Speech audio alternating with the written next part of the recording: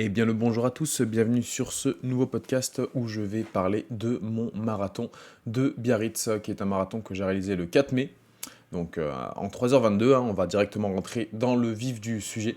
J'avais comme objectif de le réaliser en 3h10, mais j'avais pas pris en compte en fait la difficulté de ce marathon qui était principalement due au dénivelé, parce que celui-ci cumulait quand même un dénivelé affiché par la montre de 650 mètres. Donc voilà, je l'ai réalisé en 3h22, pareil que le marathon de Toulouse, mais avec du dénivelé en plus.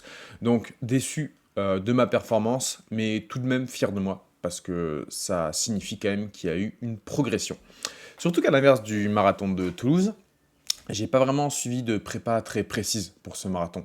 Je me suis fié à mon instinct et j'ai fait un petit peu à ma sauce. J'ai testé des choses, j'ai essayé de nouvelles séances, beaucoup trop dures, beaucoup trop simples.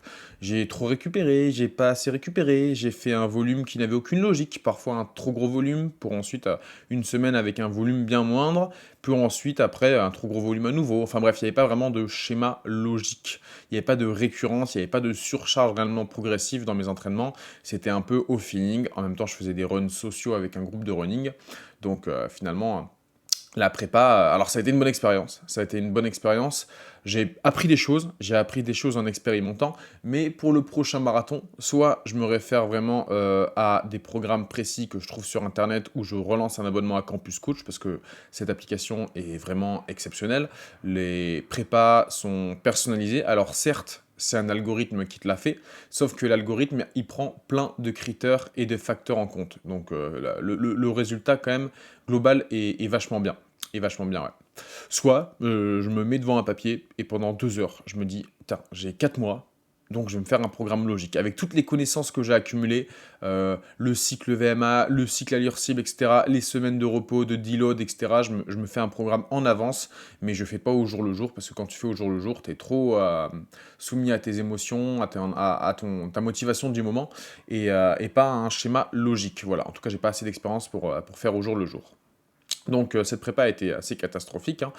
Enfin, c'était même pas une prépa finalement. En fait, je me suis juste entraîné au vu du marathon de Toulouse, mais voilà quoi. C'était pas prépa, c'était pas logique. Bref, passons. Donc les semaines s'accumulent, etc. Je m'entraîne, je fais ma plus grosse semaine à 100 km. Et je pense sincèrement que j'ai pas fait assez de qualité. J'ai fait trop de volume parce que je voulais borner.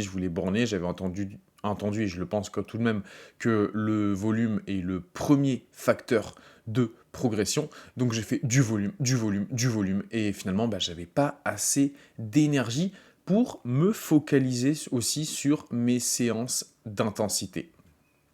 Donc le volume se faisant, j'arrive à 2 semaines du marathon et je me souviens qu'avec Campus, il y avait une séance test, une séance un petit peu, la méga séance de la prépa qui permet de te mettre en confiance pour le marathon, ou pas, ça dépend du résultat.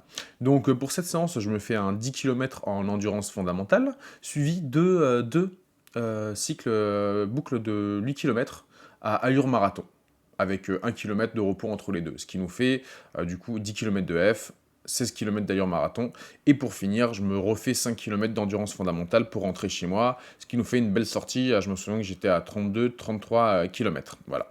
Donc cette sortie, je l'ai pas mal subie, je l'ai fait, mais j'avais mal aux jambes et j'avais mal aux articulations après, j'ai eu du mal à récupérer. Donc pendant la période d'affûtage, je me sentais vraiment pas en forme, mais pas juste parce que j'avais la fatigue de la prépa dans les jambes, etc. et que je m'affûtais, juste parce qu'en fait la sortie longue m'avait trop abîmé, comme si ça avait été une course en fait. Donc je l'ai bien senti. Mais pas grave, j'essaye de relancer un peu d'intensité, je fais à ma sauce encore une fois, hein. Je cours le jour qui précède la course, et on arrive le jour J, et le jour J, j'étais pas vraiment en forme à vrai dire, tout simplement parce que déjà de un, ma prépa n'avait pas été optimisée, pas du tout même, et aussi de 2, parce que les jours qui ont précédé, j'ai pas mal bossé de matin, de 6h du matin à 14h. J'ai accueilli de la famille chez moi, il y avait des enfants, il y avait du bruit, j'ai pas pu manger comme je voulais, tout simplement parce que par respect pour les gens qui venaient, qui faisaient à manger ou au travail, finalement je mangeais un peu ce qu'on préparait, c'est-à-dire des plats en sauce, des fibres, etc. Bref, j'ai pas eu cette impression de me sentir extrêmement léger le jour J, et je pense que ça a joué. Donc voilà, la veille de course, en plus, je suis stressé, j'arrive pas à dormir, je me sens pas en forme, donc je prends un somnifère, du coup je me réveille un peu dans un état lamentable. Mais c'est pas grave, on est motivé, on y va. Je me fais un petit déj que je mange pas parce que j'avais tellement pas faim que finalement j'ai juste pris 2 barres énergétiques. On est au début de la course, je suis quand même là, je suis motivé. Départ à 7 heures, c'est parti, allure 4,30, ça tient, ça tient. Il y a des montées, il y a des descentes. Sur les montées, bah, je décélère forcément et j'essaye de rattraper sur les descentes. Et quand je suis sur du plat, bah, je balance mon allure à 4,30 au kilo. Les premiers kilomètres se font. D'ailleurs, en parlant de ça, j'ai pas pu m'hydrater correctement au début de course. Ça, je le savais déjà, hein. Tout simplement parce que l'orga, pour des raisons soi-disant écologiques, bah, du coup, ne mettent pas à disposition des bouteilles plastiques ou des gobelets plastiques. Il faut se trimballer avec son petit Eco Cup ou alors trimballer son Camelback avec sa flotte à l'intérieur. Donc, vous vous doutez bien, c'est absolument pas optimisé pour la performance. Heureusement, au 14e kilomètre, j'ai une proche, j'ai ma tante et mon oncle, du coup, qui ont une petite bouteille plastique pour moi. Donc, je la récupère au 14e kilomètre. Je suis content, je peux boire, je peux m'hydrater, je le rebalance sur le retour. À ce moment-là, je me sens globalement, je vais pas dire super bien, mais je me sens bien, quoi. Je sens que je tiens le rythme, je suis à l'aise, il n'y a pas de souci. D'ailleurs, pour les prochains ravitaillements, finalement, il y a eu quand même des bénévoles qui ont amené avec eux des gobelets carton. Donc j'en profite, je bois dans les gobelets mis à disposition par les bénévoles, et aussi des fois je récupère des bouteilles plastiques parce qu'en fait ils servaient les Eco Cups dans des grandes bouteilles plastiques d'eau, et tout simplement bah, quand la bouteille était presque vide, ils laissaient le coureur partir avec. Donc il nous arrivait des fois de récupérer une bouteille entre marathoniens, du coup, hop, il y en a un qui chopait la bouteille, il buvait dedans, la grande bouteille de 2 litres, il a passé à son collègue à gauche, donc ça nous permettait de nous hydrater quand même durant la course. Donc voilà, j'arrive au semi en 1h37, donc plutôt confiant, hein, mais toutefois 1h37 c'est déjà trop par rapport à mes objectifs, parce que j'avais prévu 3h10, donc 1h37 ça fait par exemple si je fais le même temps sur le deuxième ça fait 3h14, donc on n'est pas dans les clous. Mais c'est pas grave, je me dis que je vais accélérer. Sauf que non, j'ai pas pu accélérer. Au 25e, 26e, 27e kilomètre sur du plat, je commençais déjà un peu à galérer à tenir le rythme. J'étais à, je sais plus, 4,35, voire 4,40. Mais je me sentais encore assez frais, mais juste instinctivement, mon corps décélérait, quoi. Puis il y a eu le mur. Et j'aime bien dire que ce mur-là, c'était pas vraiment le mur du 30e, c'était tout simplement le mur de Bidart. Bidart, en fait, c'est une ville dans le Pays Basque, en fait, où ça monte énormément dans le parcours. Et donc, à ce moment-là, on avait à peu près 90 mètres de dénivelé positif à traverser en 1,6 km, 1,7 km. Donc, vous doutez bien, cette montée a été extrêmement rude. Et j'ai pas pu tenir le rythme, hein, j'ai vachement décéléré pour la montée. Et une fois arrivé au bout, il y avait une descente. Et là, j'avais trop mal aux jambes. Donc, même sur la descente, j'étais incapable de tenir un rythme de 4,30 au kilo. Enfin, si, non, du coup, je tenais un rythme de 4,30 au kilo, mais j'étais en descente. Alors que j'aurais dû rattraper le retard que j'ai accumulé dans la montée en étant à 3,50, 4,0 comme en début de course. Mais non, c'était trop dur. J'avais trop mal aux jambes, je sentais un épuisement musculaire, j'avais beau prendre des gels, hein, j'avais pris 6 gels avec moi pendant la course, j'avais un prévu d'en prendre un tous les 6 kilomètres. Mais je galérais à les prendre, mais je les prenais quand même, hein. Mais je pense que c'était pas énergétique, hein. Je pense que juste musculairement, j'étais cramé, j'étais pas assez frais au début de course, et peut-être j'étais pas assez entraîné aussi à faire des montées. Donc la course continue, hein, malgré tout.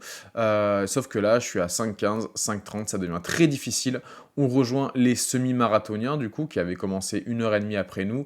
Là, c'est frustrant. C'est frustrant parce qu'en fait, tous les semi-marathoniens, ils me dépassent. Et d'habitude, en fin de course, c'est moi qui dépasse les gens parce que j'ai jamais craqué sur une course. Et là, il y a tous les semi-marathoniens qui me dépassent. Mais c'est pas grave, je continue, je subis. Ce qui est cool aussi, par contre, c'est que vu que j'étais entouré de semi-marathoniens et que le public était présent et m'encourageait vachement durant la course, j'avais souvent le droit à aller le marathonien, aller tel numéro de dossard, etc. Donc des encouragements un peu individualisés vis-à-vis de mon dossard, vu que bah, visiblement il y avait pas beaucoup de marathoniens qui en étaient à ce stade-là. Donc ça me galvanisait, mais ça m'empêchait pas de galérer à avancer parce que tout simplement j'étais là mentalement, mais physiquement le corps ne suivait plus. Donc on continue, on arrive au 39e, 40e kilomètre. Là, il y a une dernière montée extrêmement raide qui me force carrément à marcher. Donc je marche, c'est-à-dire que je marche dans la montée, j'appuie mes mains sur mes cuisses pour pousser avec mes bras. Je suis à bout de souffle, j'en peux plus. Enfin, non, je suis pas à bout de souffle, je suis à bout musculairement parce que le cardio, il était bien. J'étais absolument pas essoufflé durant cette course, hein. Mais toujours les encouragements, ça me galvanise. J'arrive, je m'approche de l'arrivée, je fonce. Encore une fois, le speaker m'encourage parce qu'il voit que je suis un marathonien parmi les semi-marathoniens. Et j'arrive, je traverse la ligne d'arrivée. Et là, je m'arrête net et je m'effondre. Mes jambes me tiennent plus. J'ai l'équipe médicale qui vient me soulever, hein. Après, rien de ouf, hein. Au bout de 15 secondes, je peux remarcher correctement. Juste, quand j'ai tout relâché, ben, je suis tombé, quoi, concrètement. J'arrive au ravito, voilà, 3h22, donc clairement, j'ai pas réussi l'objectif, mais je suis quand même fier de moi, j'en peux plus. Voilà, il n'y a pas encore beaucoup de monde à l'arrivée, donc c'est chouette, je peux profiter des ravitaillements tranquillement. Il y a de la bière, elle est dégueulasse, il y a des tucs, je mange beaucoup de tucs. J'adore manger des tucs après une course, tout simplement parce que j'ai besoin de salé. Enfin, vraiment, je carbure à la fin de course au ravito de fin, je carbure à l'orange parce que ça m'hydrate, c'est bon, c'est sucré, et au tuc parce que c'est salé et ça glisse dans la bouche. Alors que le saucisson, le fromage, etc., je sais pas toi, mais après un 42 km, j'ai pas spécialement envie de m'enfiler du saucisson, du fromage et du pain. J'ai envie d'un truc qui glisse tout seul. Donc les tucs avec de l'eau, c'est parfait, et l'orange aussi. Je me prends une petite bière et j'attends mes proches à l'arrivée, plein d'endorphines, je suis sur mon petit nuage, je suis quand même content. Mais après coup, après réflexion, donc comme d'hab après la course, hein, j'ai mal à la tête, ça je sais pas si ça vous le fait vous, mais après une grosse course type marathon, etc., j'ai un peu mal à la tête, quoi. Peut-être un manque de sucre, ou peut-être parce que je suis déshydraté, tout simplement. Et voilà, et je réfléchis un petit peu à mon marathon, et la conclusion que j'en tire, c'est que bah, la prochaine fois, il faudra que je suive une prépa logique et surtout que je fasse plus de renforcement musculaire. C'est pas possible d'être aussi faible musculairement. Je l'ai bien senti, donc plus de montée, mais surtout aussi plus de squats à la salle. Là, par exemple, du coup, on est J+9 du marathon. J'ai fait une petite séance de renfort, j'ai fait des squats à 30 kg, genre 25 reps à 30 kg, et je sens que j'ai des grosses courbatures. Et c'est pas possible que quelqu'un qui se considère sportif comme moi soit en PLS après une séance squat à faire des 20 reps à 30 kg. Donc voilà, plus de renfort musculaire, plus de côtes pour les épreuves spécifiques trail, on va dire, hein. Mais sur du plat, bah forcément, ce sera plus de séances qualité, plus de VMA du coup en début de cycle. Et voilà quoi, hein, on va continuer dans cette voie-là. Donc là, le prochain objectif, c'est un trail en juillet. Mais j'ai pas l'intention de faire une prépa très spécifique. Et d'ici la fin de l'année, on se recalibrera sur un marathon pour le passer en moins de 3 heures. Voilà, donc j'espère que ce petit podcast t'a plu. C'était mon petit bilan au feeling du marathon de Biarritz. Donc, encore une fois, je suis pas satisfait, mais je suis quand même fier, paradoxalement. Donc voilà, bonne journée à vous, bye bye.